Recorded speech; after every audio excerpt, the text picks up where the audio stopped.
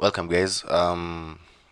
Today's video is going to be a little bit different, as you've seen, and I'm going to be talking about my chess for once,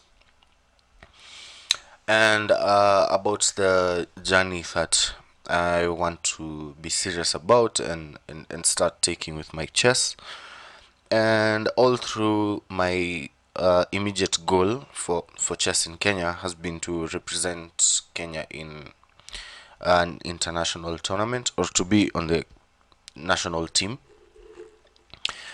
which I've been working on. It was my goal for the past maybe 2 years that I've been working on, and through the journey, sort of, I began another goal within that goal, and I wanted to get a title. And to get a title, I have to play some, I think, international tournament, or maybe like African tournaments, like their zonal tournaments and stuff like that.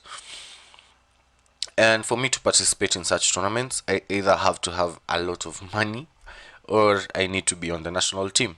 So it plays both ways, and I need to, in addition to all that, I need to also get the required amount of rating points. So the problem with the rating points part is that Kenya doesn't really have so many tournaments going on. I mean, unless it's chess season, which it is right now. And chess season in Kenya begins at around maybe September. There are tournaments almost every 2 weeks or every month at the very least, and that's when the Kenya National League usually kicks off or heats up, if I may use that word instead. And yeah, it's an amazing period, and it's fun to play everything. I mean, so many tournaments, you can't even count them.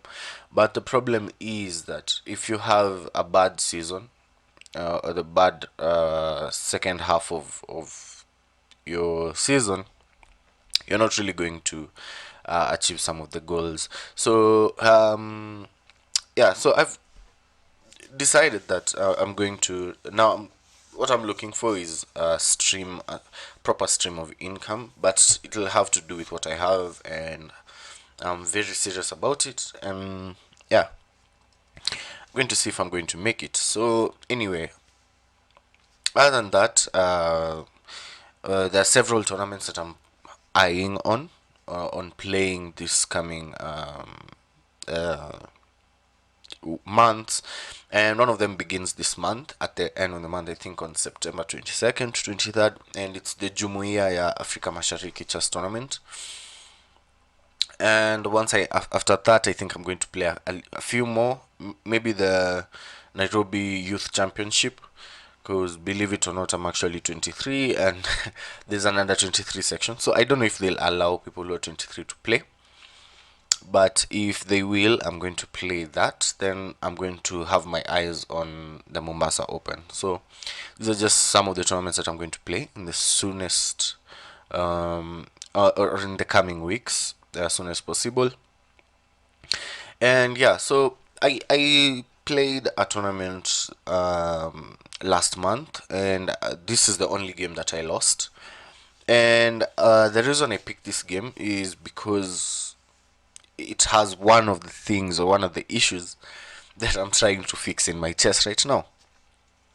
So a little backstory to the tournament. It was the Mombasa International Tournament that was happening, I think, in 1st of July, if I'm not wrong, or thereabout. I'm not too sure with the dates. I'm not too sure about the dates, but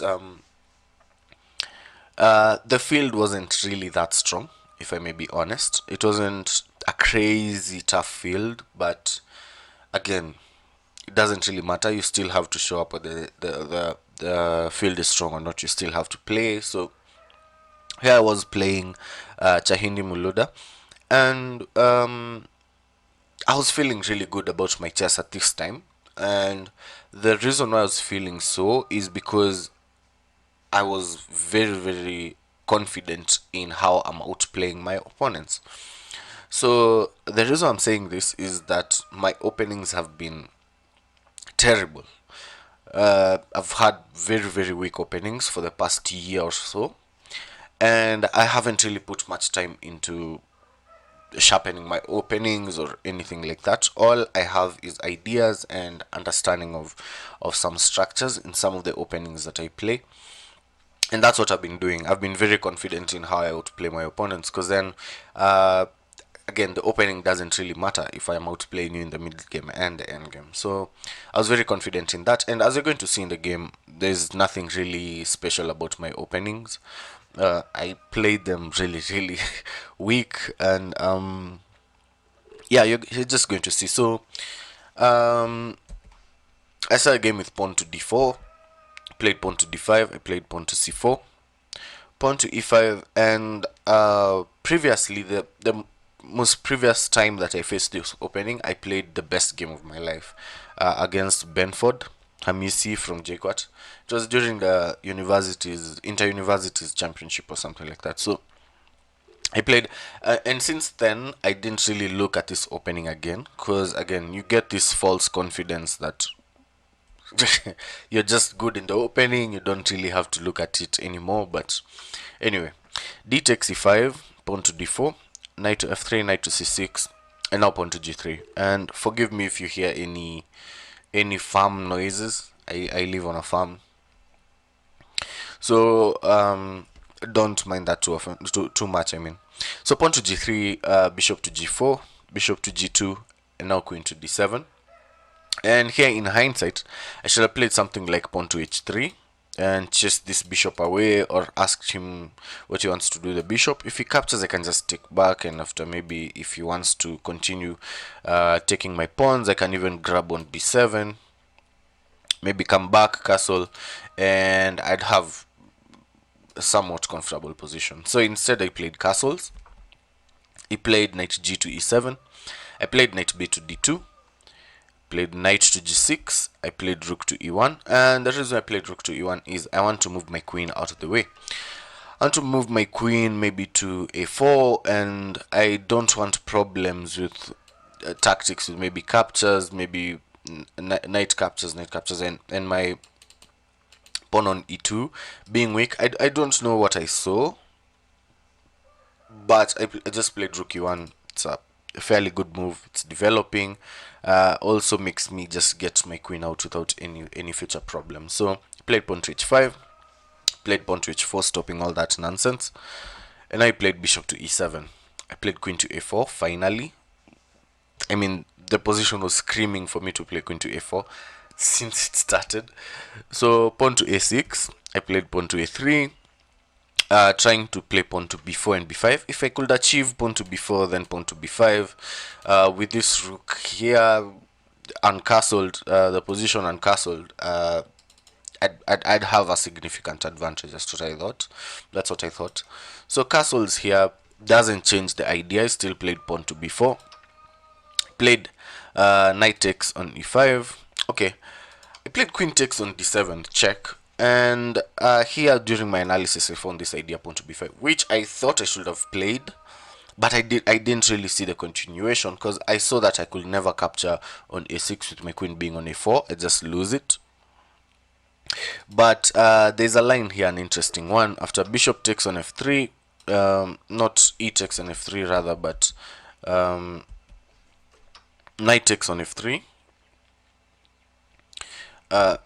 bishop to c5, knight takes, and something like bishop to f4. Here after pawn to f6, I could have played now queen to b3, and now threatened to capture on b6, because after I capture on b6, the pawn on b7 will be very very weak. It will be attacked with both of my pieces, and I'd be threatening checkmate. So he has to play something like queen to d6 here, which I just capture, and after queen takes back, play something like rook e to b1, threatening this pawn so many pieces. If he plays something like this, I'd play, if he plays something like pawn to c6, I'd play even rook to a2, just double up on the b file, just continue piling more and more pressure on the b7 square. So instead I played queen to d, queen takes on d7, check, rook takes back, and as I played it, I thought that maybe I don't have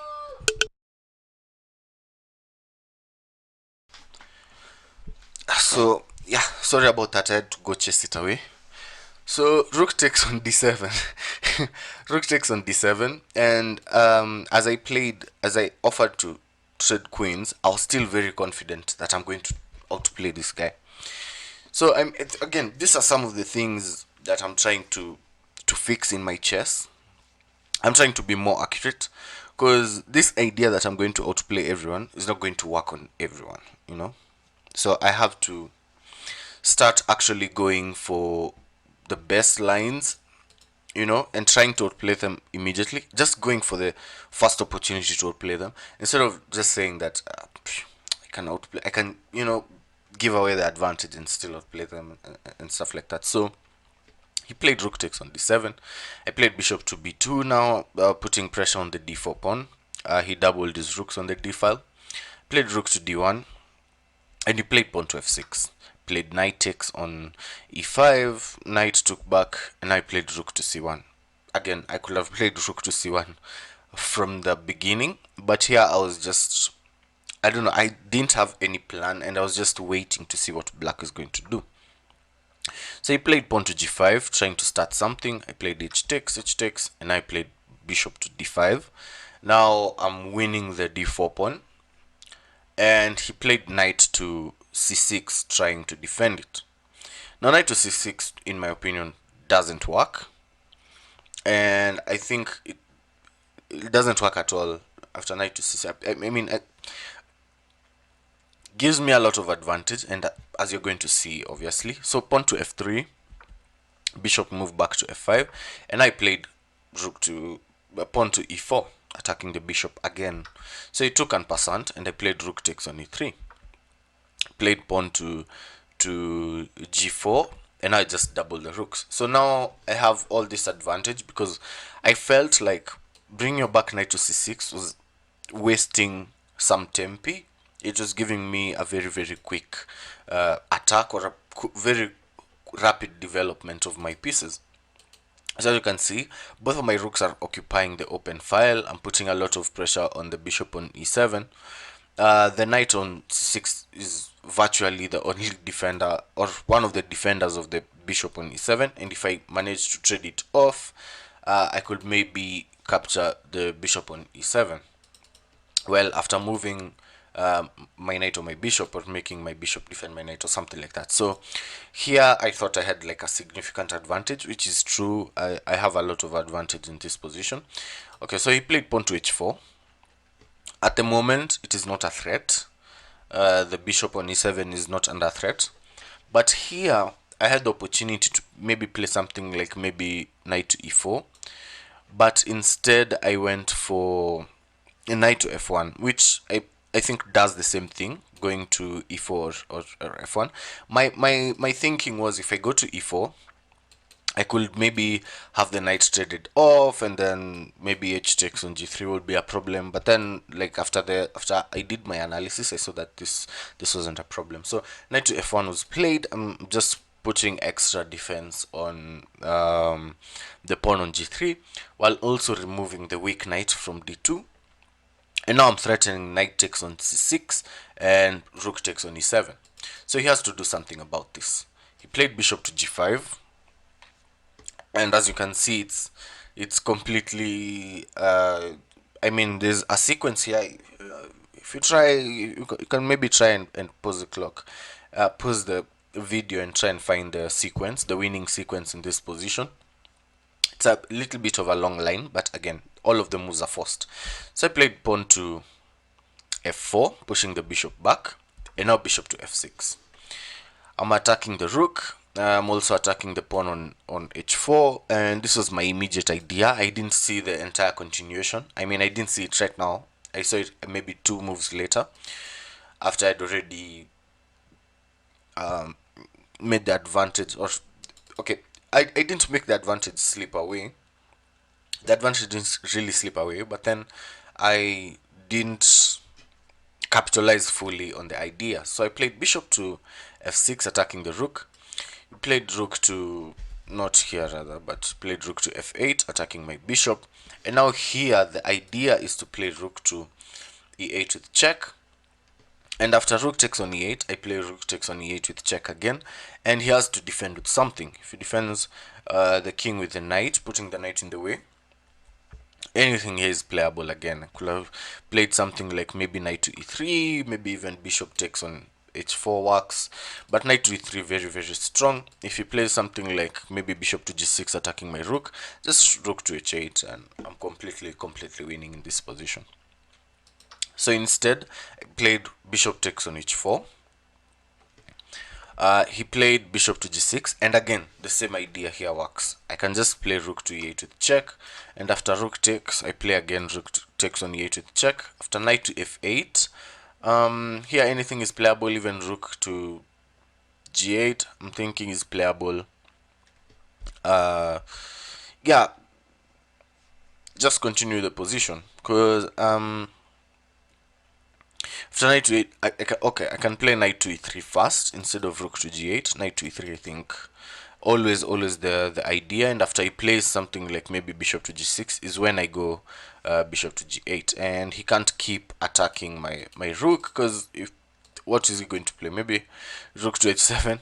I can even capture on d8 with check, and after rook takes back, play bishop to e6 with check. The king has to move, or maybe put your rook in the way, and here I'm just going to capture probably, or jump in with the knight or something like that. I think just completely winning here. I can even take here, then jump in with the knight, or maybe play the bishop here and then capture back with the knight, putting a lot of pressure on the rook, because the rook is going nowhere. So here, instead of all that, I played bishop takes on c6. After bishop to g7, I played bishop takes on c6. He played pawn takes back, and now I played rook to e8 with check. So I move late. Rook takes back, and I played rook to takes on e8 with check. My later on, okay, king to b7 was played, and I played rook to d8, trading the rooks. So at this moment in the game, I thought that I needed to make a draw, because I felt like my advantage was slipping away, because I have a very weak bishop on this diagonal, does nothing, and my knight is a dead knight on f1. I don't know how to get it into the game immediately. I thought my rook was a weaker rook on e8, so I played rook to d8 to try and trade it, or trade it with his strong rook, and not to allow any infiltration ideas like rook to d2, or maybe rook to d1, or maybe rook to d3, and that's what happened in the game. He played rook takes, and I played bishop takes on d8. Okay, he didn't play it immediately. After rook takes on d8, played king to b7, played rook to d8 trying to trade the rooks, and he played bishop to d4 with check, played king to h2, and now he traded the rooks. And again, you can see my king is just cut off from the game. On h2, I was very afraid of something like rook to e4 that will just trap my king on the edge of the board. But then it doesn't really do much, I don't think. And my bishop is on d8, just completely out of the game. So I was a little bit worried about my position here. And I'm thinking a strong player would have taken advantage of this position comfortably. So not saying that Chahindi wasn't strong, but I'm thinking at the time he was coming back from a losing position, and I don't know what was in his mind at the time, but I didn't feel like he was going to try and push maybe for something more in this position. So I played bishop. He played bishop to d3, attacking my knight on f1. I played knight to d2, also defending my pawn on c4. He played bishop to c3, attacking my knight again. I played knight to b3, and my idea was after he captures, I'm going to play knight to a5 with check and just pick up the knight. So I pick up the bishop rather. So this is what happened. He played bishop takes on c4. I played knight to a5 with check. King to c8 was played, and now I took the knight. He took my bishop, and I started bringing my king into the game. So at this position, I was getting calmer. I thought this is easy draw. I'm going to draw this position very easily. And we continue the game. King to d7. I played king to f2. Pawn to c5. I grabbed the pawn. He played king to c6. I played knight to e3. He took my pawn. I took his. Played pawn to a5, just trying to lock down my pawn on a3. So it's a dark square, and he wants to win it at some point with his bishop. If I place it maybe on a light square, but then again, I thought that his king is very, very close. He could have maybe tried to grab it with the king instead. But also, to do that, you have to be really, really careful, because then I have two connected passed pawns on the king side. So he played pawn to a5. I played king to e2, trying to centralize my king. Played pawn to a4, and I played knight to e3. The reason I did knight to e3 instead of maybe playing something like king to d3 is because bishop to e1 just wins my pawn on g3, and there is no way to defend that pawn anymore.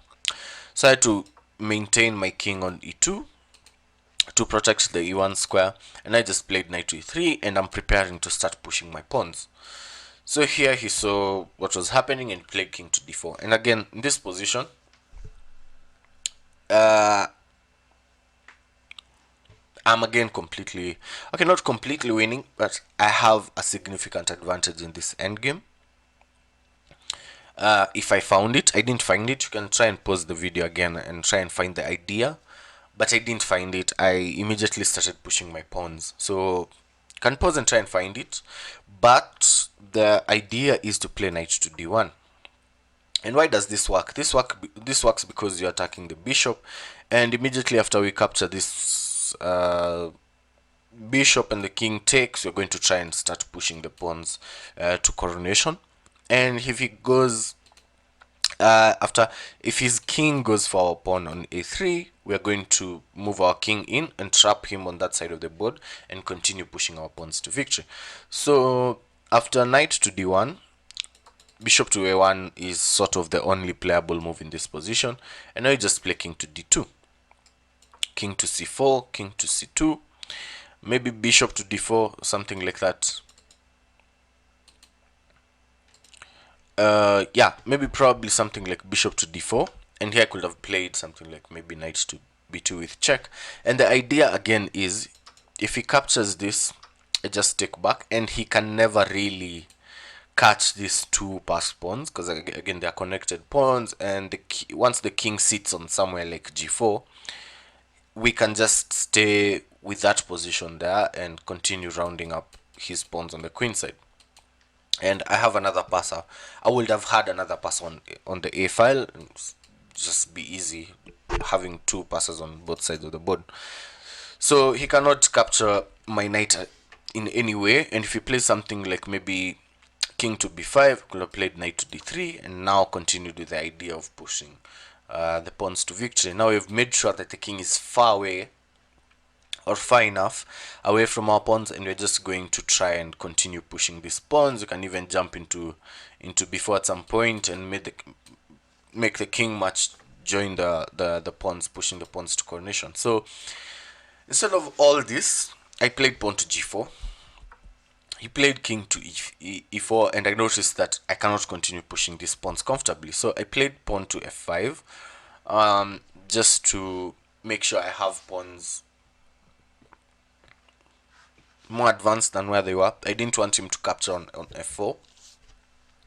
And here the thing is, I can never really push this. Okay, my idea is to push this pawn so that I can push this again, but he stopped that with, okay, after bishop to b2, I played knight to e4. Again, even if I start pushing the pawns, even if I start playing something like maybe pawn to g5, I don't think I'm winning this position. Or am I? Okay, I don't really think so, because then maybe he captures on a3. My idea is to continue pushing this pawn, or even this one, but he can play something like this, start pushing his own pawn, and I don't think I'm fast enough to to stop this pawn, and if I use my knight to try and stop it, then he just plays something like king to f5 and just rounds up the pawns. Yeah, so I think I was not comfortable with that idea, so I played knight to c4, attacking the bishop. Bishop went back to f6. I played my knight back to e3, played bishop to e7, attacking my pawn. I played knight to c2, defending, and he played king to f4. I played king to d3. He played pawn to c6. I played knight to d4. And I know, at the beginning of this video I said I lost this game, and yeah, you can imagine. So I played knight to d4. He played bishop takes on a3. I played knight takes on c6, and I just started rounding up my pawns. He played king takes on g4, and I played king to e4. Here he played bishop to d6. And there's about 15 moves that you can play in this position, or actually every move in this position except one draws the game. Literally, you can play pawn to f6, you can play your knight back to d4, you can play your king to d3. Anything in this position virtually just draws the game, except the one move that I played, and you can try and pause the clock and find it.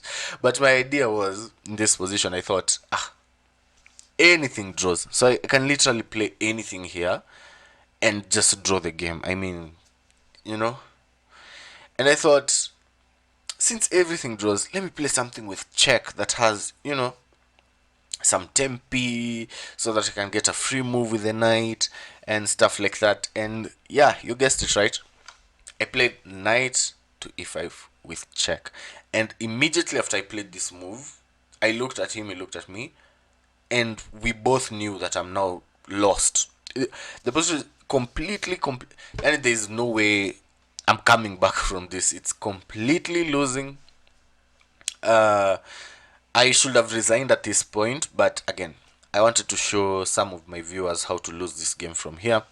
So he played bishop takes on e5, I played king takes, and I continued pushing his pawn. I pushed mine, he pushed his, I pushed mine, and now you can see he promotes with check, and that's why the position was losing for me. So again, I played king to e6, played queen to a3, I played king to f6, and after queen to f8, there's in fact zero way. I mean, I don't even know why I'm talking about this.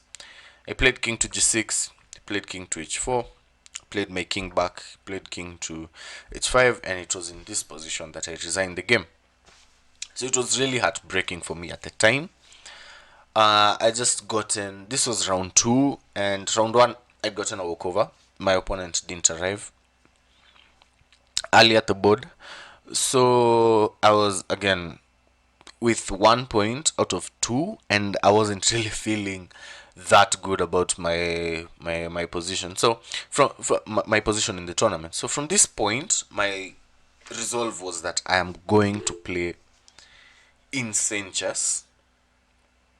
Okay, so I was really mad at myself, at everything, and my idea was that I'm going to play insane chess and I'm just going to beat everyone else at the tournament, which I did play really well. I'm not going to say it was insane chess, but I played really well, finished third, and I started believing that okay, I virtually came with no preparation in this tournament. My idea was that in every game from the start I'm going to play pawn to d4. Doesn't matter what they're going to play. If they play pawn to d5, I'm going to play pawn to c4. If they play something like this, I'm just going to develop my knight. If they play something like this, maybe, and I'm going to play queen to d3, queen to b3. And this was my idea. This was all the preparation I came with to Mombasa. I was going to play queen to b3 on every line with d4. Honestly, every line. And this I'd gotten from Fabiano Caruana. There's a time he said that he had prepared this for some candidates. He said that he's going to play every line with d4 and throw in a queen to b3. So yeah, this was all the preparation I came with. I played somewhat well, and I finished third behind Gohil, who finished first, and Chahindi again, who finished second. So yeah, this was my tournament, and this is the game that I'm going to show first on my journey to becoming a titled player. And the reason I'm showing it again is because this was the only game I lost in that in my most recent tournament. And again, yeah, I yeah, I don't have any more reason for that. So again, this is my journey now. I'm feeling very weird telling it to people. And again, if you're here still at the end of this, thank you for staying this long. Don't forget to like, subscribe, and again, join me on this ride. Again, thank you. Have a nice week.